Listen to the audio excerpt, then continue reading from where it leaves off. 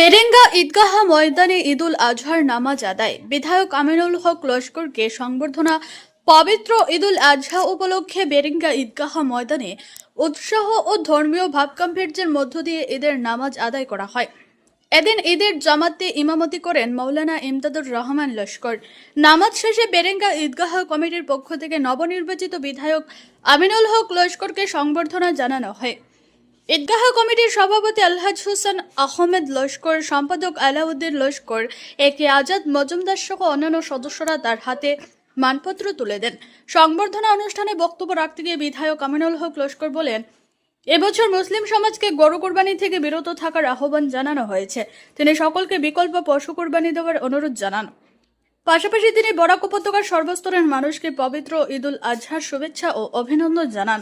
অনুষ্ঠানে শান্তি, সম্প্রীতি ও ভ্রাতৃত্ববোধের বার্তা তুলে ধরা হয়।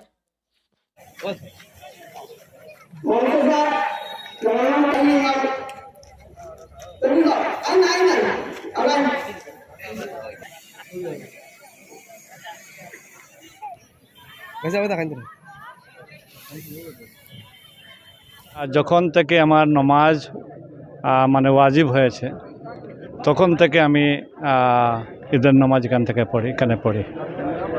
আর এবার প্রথম বিধায়ক হয়ে এই সোনাই সমষ্টির অন্তর্ভুক্ত হয়েছে বেরেঙ্গা, বাগাডোর, বইজুরাই। আর বিধায়ক হয়ে এই এলাকার মুসল্লিদেরকে নিয়ে প্রথম ঈদের নামাজ পড়েছি। অনেক তৃপ্তি পেয়েছি। গত 16 থেকে 21 পর্যন্ত বিধায়ক ছিলাম, সোনাইয়ের বিধায়ক। আমি বেরেঙ্গা থেকে গিয়ে সোনাইতে বিধায়ক হয়েছিলাম। আর এভাবে যে নিজের যে মহল্লার মানুষকে নিয়ে, মহল্লার মুসল্লিকে নিয়ে ঈদের নামাজ পড়তে পারিনি। এবার আমি পড়তে পারে খুবই খুশি হয়েছি।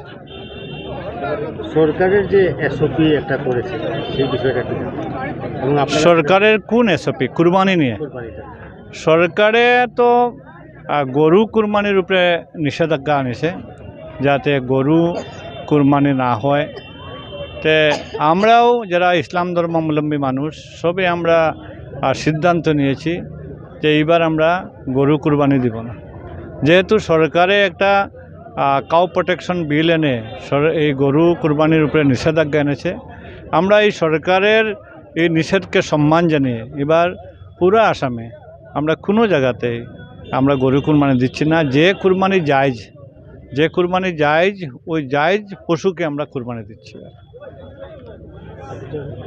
সমস্ত আমার সমষ্টির অথবা কাছাড় জেলার বরাক উপত্যকার পরে প্রত্যেক মুসলমান ধর্মাবলম্বী মানুষকে আমি অনুরোধ করব যাতে সরকারের এই যেটা নির্দেশ, ওই নির্দেশকে যাতে পালন করে।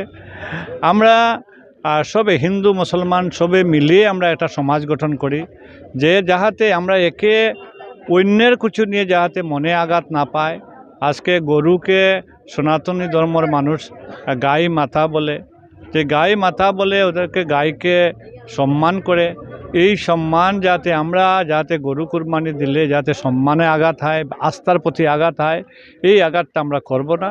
এটা আমরা পুরা ইসলাম ধর্মাবলম্বী মানুষ যারা, বিভিন্ন ইসলামী পণ্ডিত যারা, এরাই বলেছে যে গরুকে কুরবানি না দেওয়ার জন্য। আর গরু কুরবানি তো কি হয়, মুসলমান মানুষের একটা সুবিধা, একটা গরু কুরবানি দিলে 7 জনের নাম দেওয়া হয়, এই একটা সুবিধা ছিল। তো গরু যে এবার এই সুবিধার থেকে বঞ্চিত হবে, বকরি কুরবানি দিবে, বকরি অনেকটা কুরবানি দিতে হবে। যাই হোক, মানুষের তো কুরবানি যার উপরে ফরজ, সে কুরবানি তো আদায় করবে, ফরজ আদায় করবে। কিন্তু যাতে গরু যেহেতু কুরবানি হচ্ছে না, খাসি কুরবানি হচ্ছে, জায়েজ পশু কুরবানি হচ্ছে, এটা নিয়ে যাতে কোনো বুঝাবুঝি ভুল বুঝাবুঝি যাতে না হয়, আমি এটাই আবেদন করব সব ধর্মাবলম্বী মানুষকে, যাতে একজন খাসির মাংস নিয়ে যাচ্ছে, খাসির মাংসকে গরুর মাংস বলে যাতে কোনো উস্কানিমূলক কোনো কিছু না হয়, এটাই অনুরোধ করব। আর প্রশাসনকে আমি অনুরোধ করব, বিশেষ করে পুলিশ প্রশাসনকে, যেখানে কেউ কমপ্লেন করলে সত্য মিথ্যা যাচাই করে যাতে পদক্ষেপ নেওয়া হয়, এটা আমার একটা অনুরোধ থাকবে। একটা প্রশ্ন, এখান থেকে আপনি প্রথম আশীর্বাদ দোয়া নিয়েছিলেন, আর আজকে আপনার এখান থেকে জয় হয়েছে, তারপর এই এলাকার মানুষ আপনাকে সম্বোধনা দিয়েছে আপনার গ্রামের মানুষ। তো আপামর জনসাধারণকে ঈদ উল জুহা কোনো পলিটিক্যাল প্রশ্ন না, এটা ঈদ উল জুহা উপলক্ষে আপামর বরাকবাসীকে কি জানাতে চাইছেন? দেখেন, ঈদ উল জুহা উপলক্ষে আপামর বরাকবাসীকে সঙ্গে আমার সোনাই সমষ্টির বুঠারকে আমি ঈদ মুবারক জানাচ্ছি।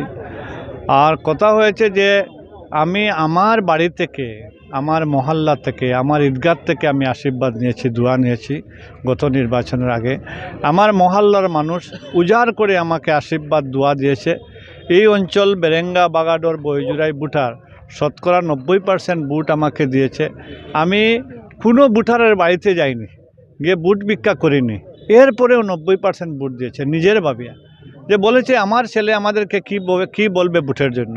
এই যে নিজের ছেলে ভাই মনে করি আমাকে যে উদার সমর্থন করেছে, এই আস্থাকে যাতে আমি বজায় রাখতে পারি, এই যাতে তাদের যেটা বিশ্বাসকে যাতে আমি রাখতে পারি, এটাই আমি সব সময় আমার মনে থাকবে, যাতে আমি আমার এলাকার মানুষের সেবা করতে পারি।